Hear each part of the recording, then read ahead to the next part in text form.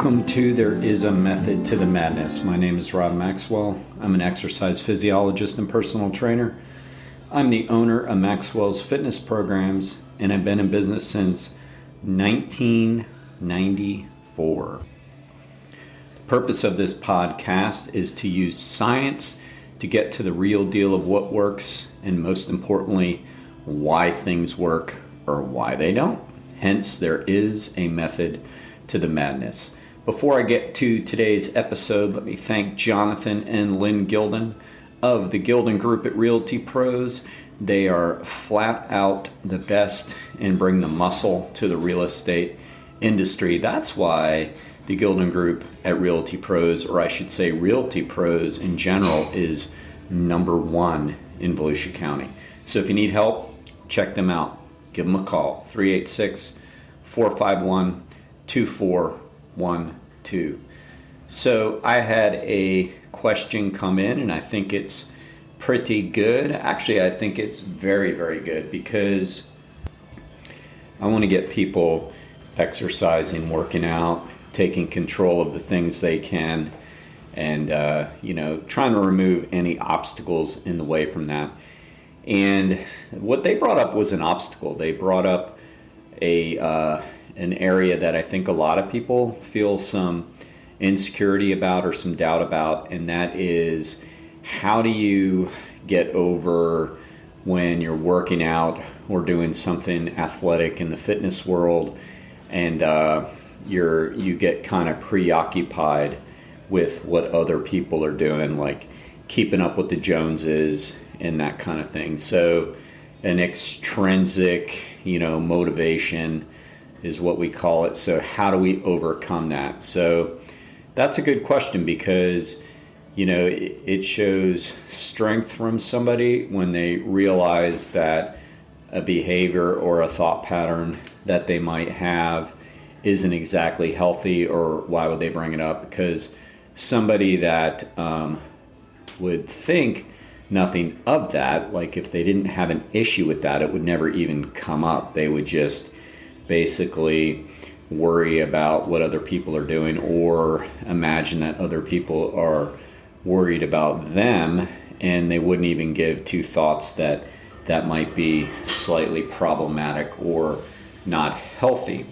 So the fact that somebody recognizes it and says, how do you find that balance between competition and doing what's best and not letting things hold you up? So I think it's a great question, because we don't want to have obstacles getting in the way of what is going to make somebody their best. So it's a good question, and I'm going to use my physiology and my psychology background to try to get to the root of this the best that I can.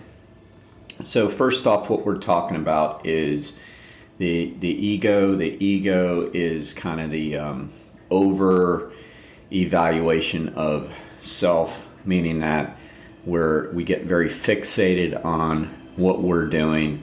We see ourselves as the center, and that is, by the way, very common. You're gonna have a lot of people that will say, well, that shouldn't happen and this shouldn't happen, but that's not true. The reality is, with ego, and it gets a bad name, but the reality is it's a balance. Like, we do need some form of I should do this to get us moving.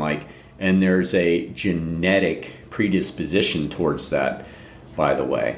So it's not just like, people think, well, the person is overconfident, overcompensating, all this kind of stuff. It's like, well, there is a genetic reason why we are that way. A funny story, a true story. So when they've studied apes, like literally in the jungle, we're not the only species that does this. So they do this little mating ritual where they will pump up their chests and beat their chests, and as they get around other males, they get worse, and they all start doing it, and they're all trying to gain the female's attention by basically beating on their chest and pumping their chest, and Basically it reminds me of when you see the last part of the bodybuilding contest where they have a pose down. You can imagine these apes doing this, and it's a selection process. The female ape chooses the male, so they are competing and they're trying to beat their chests to beat the other ape. So it's like that. That is an ego thing, right? They're trying to outshow that they're better. So there is a genetic reason why we do this. Now, at the same time, of course, this type of thinking can be counterproductive. I always compare it to like inflammation in the body. So in the beginning of an injury stage or a surgery stage or repair stage, inflammation is very healthy, needed, and necessary. Without it, you won't heal. But then as you're healing, then inflammation becomes the problem. So it's no longer the helper, it now is the problem, because it's not necessary anymore, yet your body is still remaining inflamed. And so then physicians have to treat the inflammation.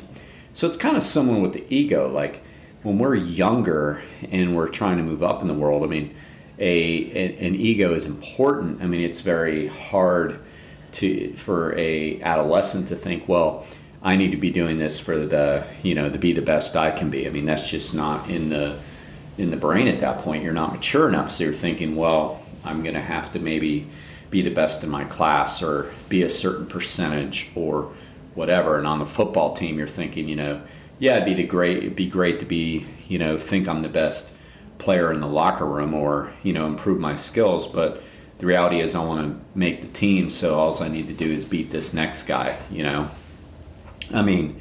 It'd be silly to think that a kid is not going to think that way. So it's very necessary to move up, and then it becomes less and less important as we get older, but it never goes completely away. So there's always going to be this balance within us of, am I keeping up with the Joneses? And maybe I don't want to do this anymore because I'm not.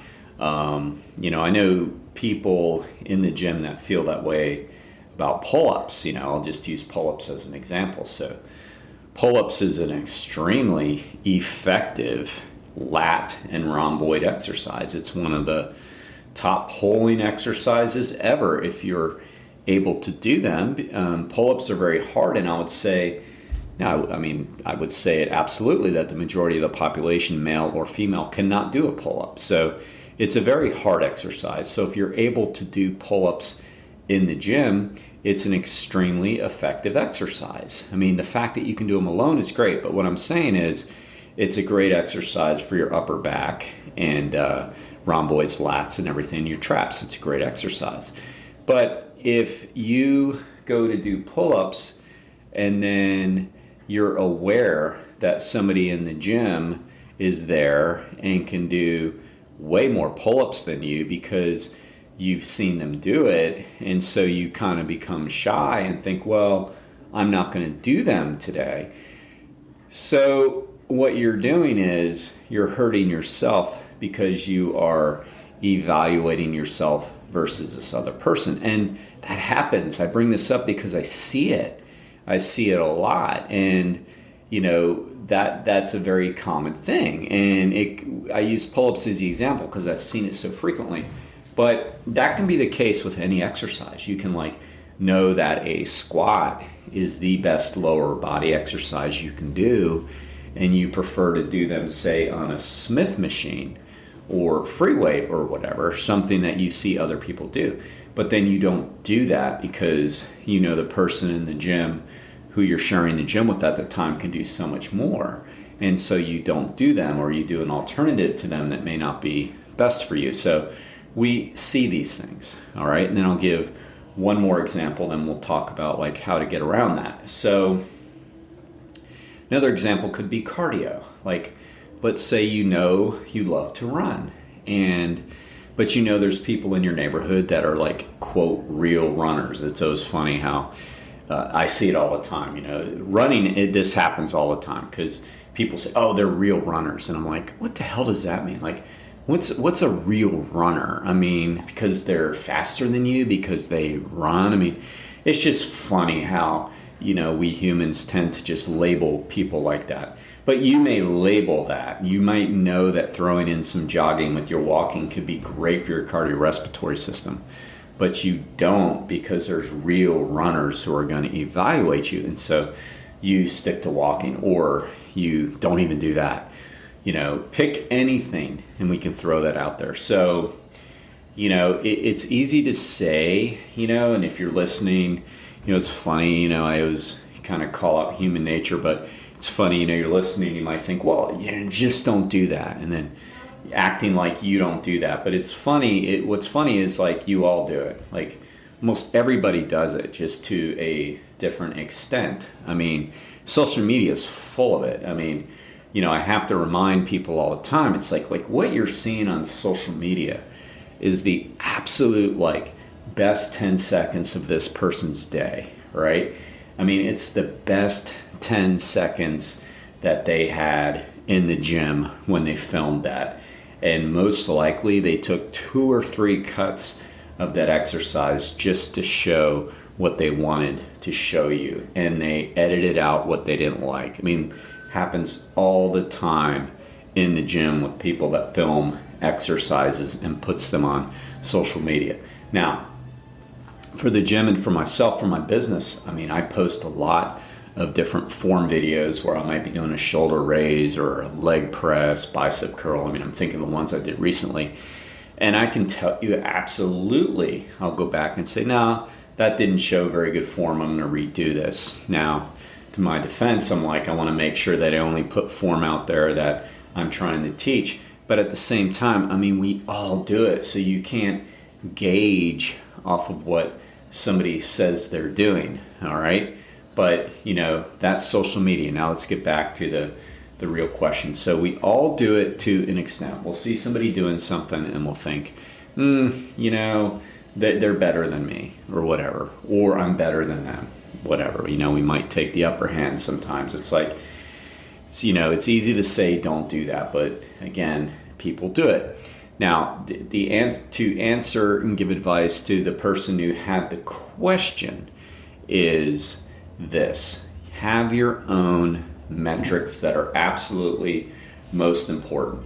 So kind of like Stephen Covey used to say in the 7 Habits of Highly Effective People, begin with the end in mind. So ask yourself, what is it that I really want? What is the most fit version of me that I'm looking for? What does that look like? Is it strong? Is it stronger? Is it more endurance? Is it, do you have a body in mind that you're thinking about? What is that version? Is it ADL? So you're picturing yourself going on hikes with the family and, climbing steep mountain paths and all this kind of stuff. It's is it that? Okay, so begin with the end in mind. And then from there, design the exercise program that gets you there, regardless of what anybody else does or any other metrics that you might be using to compare yourself to other people or thinking they're comparing yourself to you. Because if you set up your own metrics, regardless of what anybody else is doing, I promise you in the end, if there was a competition, you would win.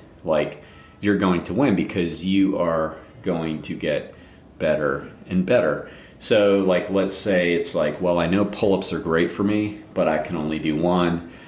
Oh man, that sucks. So-and-so can do 10. I'm going to go at different times of the day. I mean, a normal thought pattern, right? But to be healthy, we have to challenge that thought pattern and say, I don't give a shit. So I can do 1 now. And every time I go to the gym, I'm going to try to do 1 more and get to 2, get to 3, whatever it might be. So you're going to set up your metrics to the best of your ability. Metrics, measure how you measure yourself. You're going to set up little mini goals of what you're going to accomplish based on what you came up with the end in mind, who you want to be. And you're going to set those up and you're just going to strive to get better. Another way I like to look at it is I like to set monthly goals. Forget what anybody else is doing. Set a monthly goal. So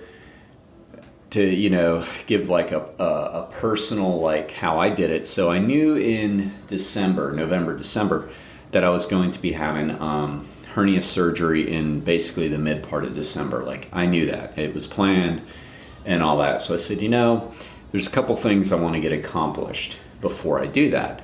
And one of them was I wanted to be able to do 4 sets of 10 pull-ups in the gym, because to me that's just like a great measurement. And I've done like more at one time before, but I'm like, God, I always get fatigued, and then second set I'm unable to do this and blah blah blah.